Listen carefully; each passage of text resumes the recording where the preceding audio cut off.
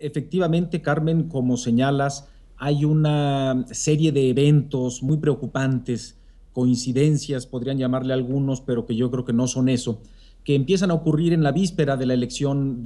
para gobernador en el Estado de México. Casi algo como una repetición de lo que ocurrió hace 6 años, cuando también se modificaron las concesiones de OHL y cuando también buena parte de esos recursos pudo haber sido destinada al financiamiento ilegal de la campaña para gobernador y posteriormente para la campaña presidencial del 2012. Hoy estamos enfrentando o tenemos enfrente una situación parecida, Carmen. Al revisar, como bien señalabas, los estados financieros del SASCAEM publicados en la página del InfoEM, parece que el día de ayer, un poco nerviosos por lo que publicaste y por la carta que le envié yo al gobernador, estos señores del SASCAEM no atinaron a hacer otra cosa más que a bloquear su página y decir que estaba cerrada por mantenimiento, pero la sociedad puede seguir encontrando estos estados financieros en la página del InfoEM en el Estado de México, salvo que el día de hoy también la cierren por mantenimiento. En pocas palabras, Carmen, al leer estos estados financieros, pues noto que hay una diferencia sustancial en el saldo del efectivo.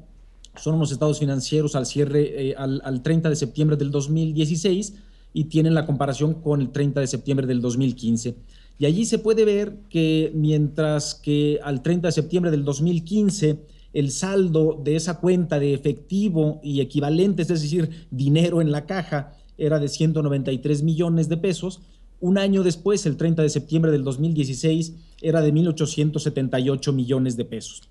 Cuando uno tiene una variación tan significativa, bueno,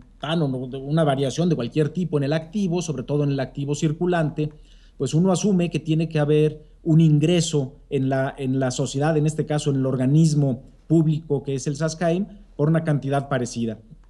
Lo verdaderamente extraño del caso es que aquí en el estado de resultados de del SASCAEM no se aprecia ningún ingreso por una cantidad similar. En realidad, Carmen, el total de los ingresos en el periodo es de solo 160 millones de pesos. Y entonces dice uno, qué raro, ¿cómo es posible que se haya incrementado el saldo en la cuenta de efectivo cuando no hubo un ingreso? Y lo siguiente que habría que ver es si hubo algún ingreso extraordinario o algún recurso proveniente de financiamiento, que tampoco lo hubo. Y entonces, pues uno tiene en esta cuenta de cheques, como lo señalan ellos mismos en sus estados financieros, tenemos un saldo de 1.600 millones de pesos, que además no hace ningún sentido que una entidad pública conserve esto, una cantidad semejante en una cuenta de cheques, Carmen. Por lo menos debería estar invertido de alguna manera para que generara algún tipo de interés razonable. Pero bueno, como el dinero, quién sabe de dónde viene, porque no hay una explicación de dónde salió ese dinero, ni si es dinero sucio o limpio. Bueno, pues entonces lo que ocurre es justamente lo que yo he hecho con el gobernador, es pedirle que le aclare a mí, a la sociedad y a todos los candidatos a gobernador en el Estado de México, Carmen, que les aclare de dónde demonios salió ese dinero, que no es cualquier cosa. El otro tema que tenemos, y lo que yo decía, es que junto con esto se inventa el SASCAEM, porque parece que ahora están copiando un poco el modelo de OHL, que si tú recuerdas se inventó aquella cuenta de los otros ingresos de operación que le permitió inflar como en 45,000 millones de pesos su activo en el circuito exterior mexiquense y en otros tantos miles de millones de pesos su activo en el viaducto Bicentenario. Y ahora el SASCAEM, no en el estado de resultados ni en el estado de situación financiera, sino en el estado de flujo de efectivo, y incorporan esta cuenta que se llama otros orígenes de operación, curiosamente por un monto muy cercano a los 1.600 millones de pesos. Y al mismo tiempo, Carmen, sin explicación de ningún tipo, registran una cuenta por pagar a corto plazo, es decir, que tendría que haber sido pagada antes de un año, a partir del 30 de septiembre del 2016, al gobierno del Estado de México. Es muy curioso que de pronto aparezcan 1.600 millones de pesos en el SASCAEM, se mantengan en una chequera, nadie sepa de dónde llegaron esos, cuál es el origen de esos recursos, y que se vayan a entregar al gobierno del Estado en pago de una supuesta deuda que no tiene ninguna explicación ni justificación aquí. Esto en cualquier libro de texto, Carmen, para decirlo con claridad, en cualquier libro de texto de cualquier curso básico de operaciones con lavado de dinero figuraría en las primeras páginas. Es muy importante, pues, que el gobernador le explique a la sociedad y que los candidatos a gobernador exijan una aclaración, ¿no? Todos ellos se han pronunciado, Carmen, por luchar contra la corrupción. Bueno, salvo, me parece, el licenciado Del Mazo, que no he escuchado referencias suyas a la corrupción, pero todos los demás se han pronunciado por un combate a la corrupción. Bueno, pues yo aquí les pongo esto enfrente, Carmen, y una vez más hago público el ofrecimiento. Todos mis expedientes están a su disposición. Todo lo que necesiten está ahí, porque me parece que esto es un tema del más alto interés nacional. Va mucho más allá solo de la elección del Estado de México, Carmen. Y como te decía, hay cosas muy preocupantes porque simultáneamente a esto, Carmen, el gobernador Erubiel Ávila ya prepara un nuevo albazo, ya prepara la modificación de la concesión del viaducto bicentenario para regalarle más plazo y más tarifa a OHL a unos meses de la elección y a unos meses de que él se vaya. Esto no es correcto, los mexicanos no debemos permitir esto. No sabemos ni siquiera, porque el gobernador se ha negado, cuál es el monto de la inversión de OHL en estos proyectos, pero el gobernador quiere, ya con las maletas hechas, otorgar este tipo de regalos que se pagan de alguna manera. Teniendo a un paso la elección para gobernador en el Estado de México, no tenemos más que pensar que efectivamente los pagos se harán justamente para esa campaña. Es algo muy grave lo que está ocurriendo, pero también creo que estamos en un momento muy importante de la historia nacional y que sin duda debemos dar el paso hacia adelante y no hacia atrás. Pues sí, indudablemente esto no se puede pasar por alto, no es no es otra cosa más que la exigencia obligada a las autoridades de que expliquen, por lo pronto, si hay una explicación de por qué llegaron esos 1,600 millones de pesos a esa cuenta de cheques de Sascaem de manera tan sorpresiva que no corresponde ni con sus ingresos ni con la evolución del propio Sascaem, etcétera, pues que la digan y que la digan pronto, porque la suspicacia está evidentemente desatada en lo que corresponde al Estado de México por obvias razones. Así que si explicación tiene el tema, el gobernador está obligado a darla de inmediato, que eso es lo que tú estás pidiendo, y dejando ahí preguntas con una carga de suspicacia evidente, porque no se puede ser ingenuo en este panorama, asociando la posibilidad de que este dinero pudiera en algún punto destinarse a la campaña del candidato Del Mazo del PRI en el Estado de México. Son, Carmen, como en alguna ocasión lo comenté en tu programa, el circuito exterior mexiquense y el viaducto bicentenario son mecanismos permanentes de financiamiento ilegal de campañas políticas, y tristemente no solo en México, sino también en España. No sabemos qué parte de esos recursos que se han desviado fueron a dar al financiamiento ilegal de campañas políticas en España. Tú recordarás que hace unos meses la Guardia Civil Española cateó las oficinas del yerno del señor Villarmir, que es el accionista de control de OHL, y las investigaciones sobre este tema en España continúan. Creo que pronto vamos a tener sorpresas, y es un mecanismo que ya está muy ensayado por estos señores, Carmen. Lo hicieron hace 6 años y lo quieren hacer ahora. Si ahora nosotros permitimos esto con el nivel de conocimiento que tenemos los mexicanos, pues me parece que seremos una sociedad sin remedio. Pero yo creo que no estamos en ese caso. Me parece que hay muchos elementos ahí sobre la mesa que nos permiten hoy como sociedad ejercer nuestro derecho a la verdad, exigirle a estos señores gobernantes que creen que son los dueños del país y que la infraestructura pública es un juguete de su propiedad, que nos tienen que rendir cuentas, Carmen, que no pueden hacer lo que les da la gana. Y a mí me gustaría, te repito, escuchar a los candidatos a gobernador del Estado de México por los partidos de oposición, pues manifestarse de manera contundente en relación con este tema, ¿no? Porque estos llamados a luchar contra la corrupción en abstracto, sí, pues no nos dicen ya nada a los electores y mucho menos a los más jóvenes, ¿no? Si en realidad la lucha contra la corrupción es seria, ahí tienen nombres y apellidos, y reitero, ahí están mis expedientes a disposición de ellos. Paulo Díez Gargari, déjame aprovechar esta conversación para preguntarte de otro asunto que está relacionado de alguna manera y que leí recientemente sobre lo que tú has denunciado, en este caso a la Comisión Nacional Bancaria y de Valores. Además de plantear lo de los 1,600 millones de pesos del Sascaem al gobierno de Erubiel Ávila, has planteado también un asunto que merece también una atención muy particular o muy importante sobre lo que podría ser una suerte de conflicto de interés entre la empresa Deloitte, que es la encargada, que ha sido la encargada, digamos, de auditar a OHL, lo cual es todo un tema, y la propia autoridad de la Comisión Nacional Bancaria y de Valores.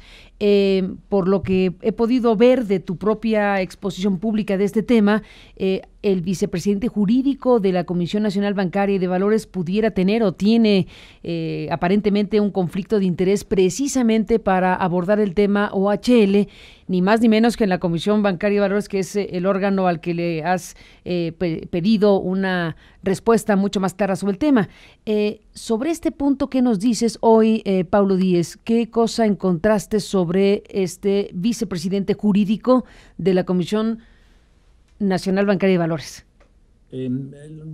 Digamos, voy un poco hacia atrás, Carmen, para recordar al auditorio, sobre todo, que hasta pues marzo del 2016, la verdad es que la Comisión Nacional Bancaria y de Valores parece haber sido la única institución seria en este país que se tomó en serio su papel y que sancionó tanto a OHL como a Deloitte, que es su auditor, como a varios de los socios de Deloitte y varios de los empleados de OHL por conductas graves violatorias de la ley del mercado de valores, principalmente, Carmen, por difundir al público información falsa o errónea en relación con su situación financiera.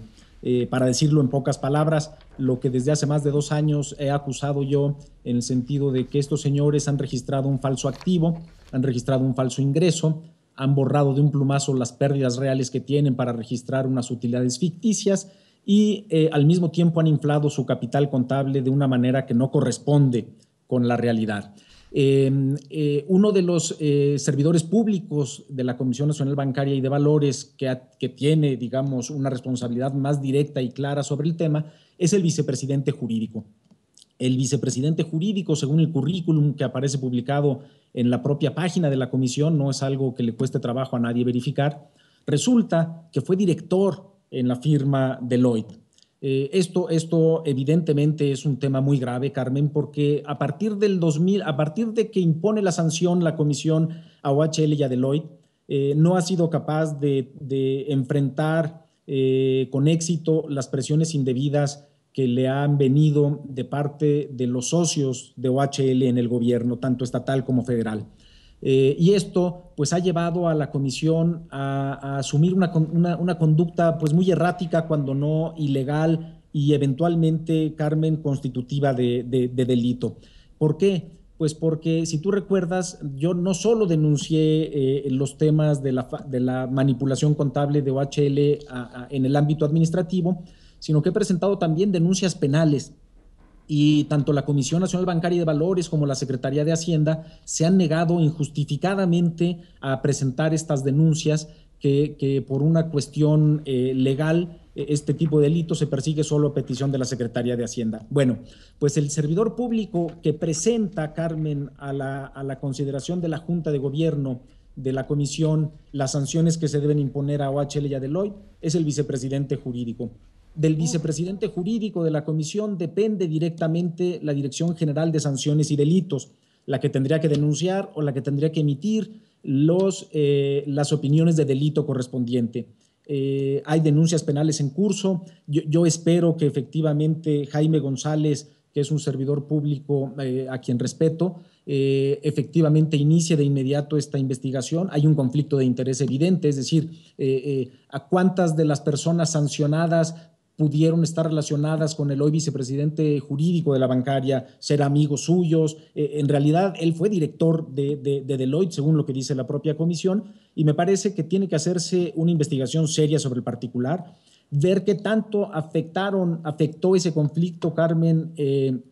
los actos jurídicos, tanto de imposición de sanciones como de negativa a emitir opiniones de delito y presentar denuncias, y actuar en consecuencia. Me parece que los mexicanos estamos ya cansados de esta letanía, Carmen, en la que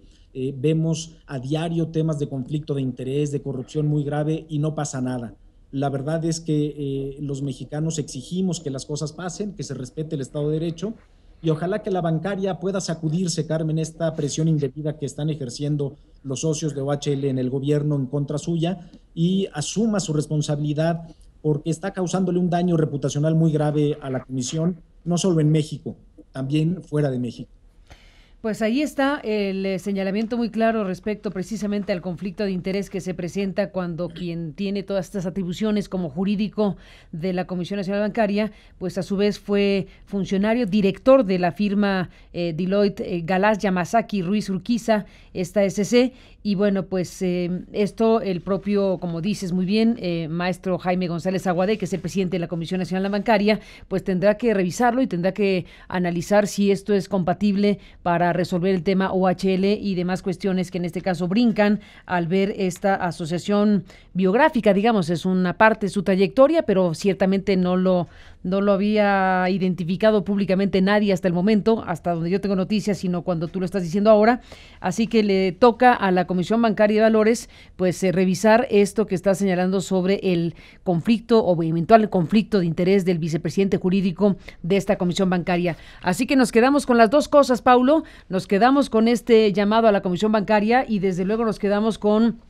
la solicitud directa al gobierno de Erubiel Ávila sobre el otro tema del que hablaste ampliamente al principio, de estos 1.600 millones de pesos que pues fueron identificados en estas cuentas del SASCAEM y la petición, la exigencia de que se clarifique el origen y el destino de estos 1.600 millones de pesos que se encontraron en estas cuentas en una chequera. Ahí está el número de la chequera, el número de la chequera como parte del reporte. Y sugerente, sin duda, Paulo, lo que dices es que se bajó la información. Dices que la página que está en mantenimiento de ayer a hoy, ¿cuál es? Pues digamos, incluso lo dice un periódico, si lo puedo decir,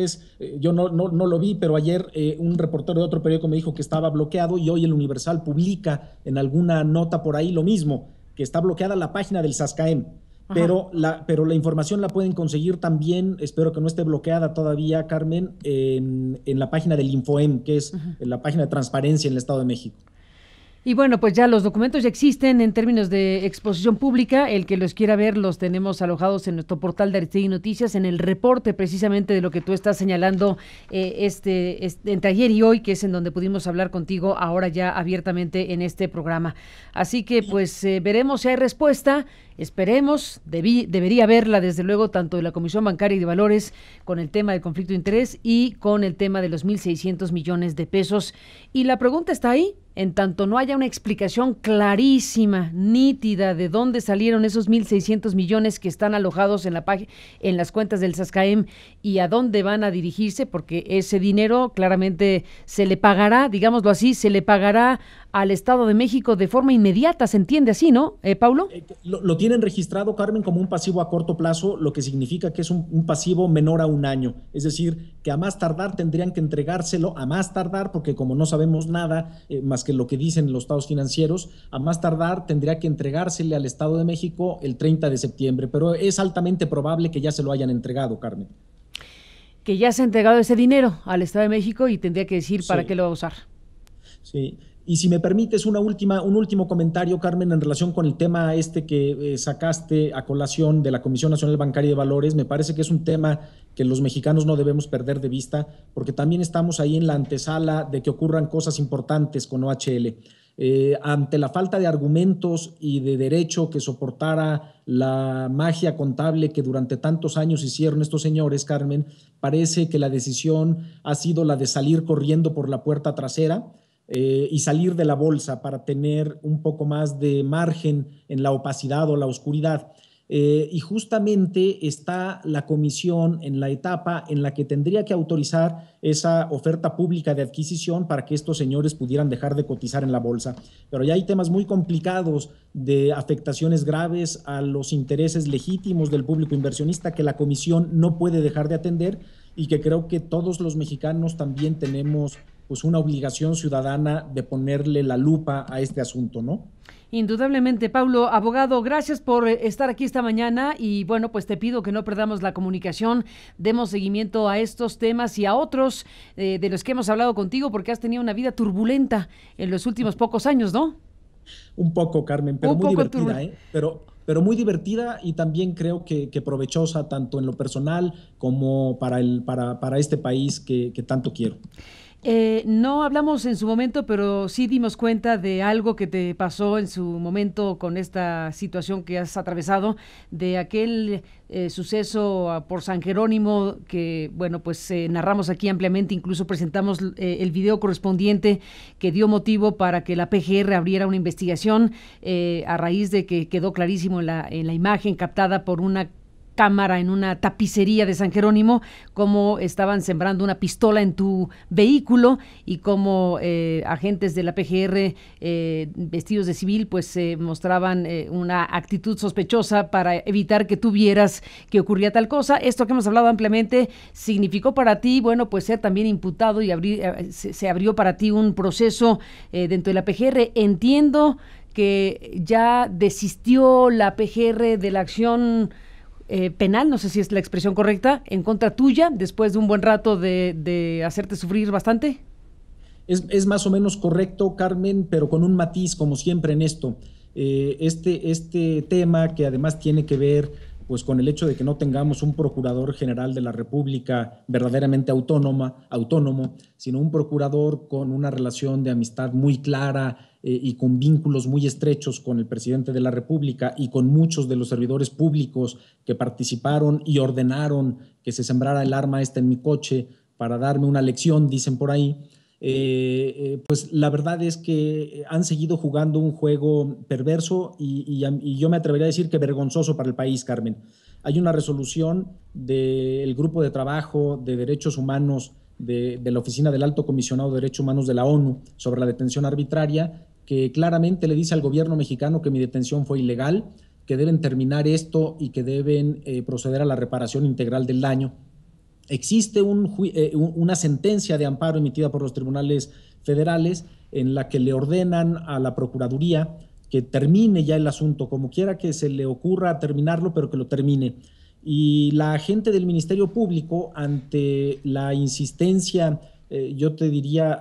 que es de reconocerse del Poder Judicial de la Federación, que en este caso ha insistido que en el cumplimiento de la sentencia y no le ha dado margen a la Procuraduría para salirse por una puerta ahí lateral sin que lo vean. A pesar de todo eso, Carmen, el Ministerio Público no ha exhibido en el juzgado la copia certificada del acuerdo completo en el que consulta el no ejercicio de la acción penal, pero todo parece indicar que deberíamos estar a unos días de que eso ocurra. Lo cierto es que formalmente todavía no concluye ese proceso, que yo sigo hoy sujeto a una averiguación previa por el delito de portación de arma de fuego, a pesar de que pues, todo el mundo sabe que esa arma de fuego fue sembrada por un grupo de policías federales y un infiltrado del Estado de México que iba ahí haciendo quién sabe qué, quizá por encargo directo de alguien. Que están sujetos a proceso penal los agentes y que tienen auto de formal prisión. Aún así, pues yo sigo con esta averiguación previa en mi contra, con temas pues muy molestos de una libertad provisional a la cual ya renuncié, incluso le puse a la Procuradora General de la República hace meses que renunciaba a esto, pero no, ni me regresan el dinero de la fianza que tuve que exhibir ni nada. Como quiera que sea, te digo, creo que será cuestión de días y que en cuanto esto ocurra, pues ahí te mandaré la evidencia. Nos mandarás la información para darla a conocer en este programa, para compartirla con el público que sigue esta transmisión en vivo y nuestro portal. Gracias, abogado Paulo Díez, por hablar de estos temas. Bueno, fueron varios asuntos los que has comentado e informado esta mañana. Nos quedamos, como digo, con el llamado y la exigencia al gobernador del Estado de México por esos 1,600 millones de pesos en las cuentas del SASCAEM. Nos quedamos con el tema de la Comisión Nacional Bancaria y de Valores, pidiéndole al presidente de la comisión pues que defina si hay o no conflicto de interés con su vicepresidente jurídico, y nos quedamos con esto último, que no es poca cosa, efectivamente haber logrado que la oficina del Alto Comisionado de Naciones Unidas haya declarado de esa manera no es una cosa común y es de alto impacto, o debe serlo, para las propias autoridades mexicanas. Así que de los tres temas seguiremos hablando, si me lo permites, abogado. Gracias por estar aquí esta mañana y hasta la próxima.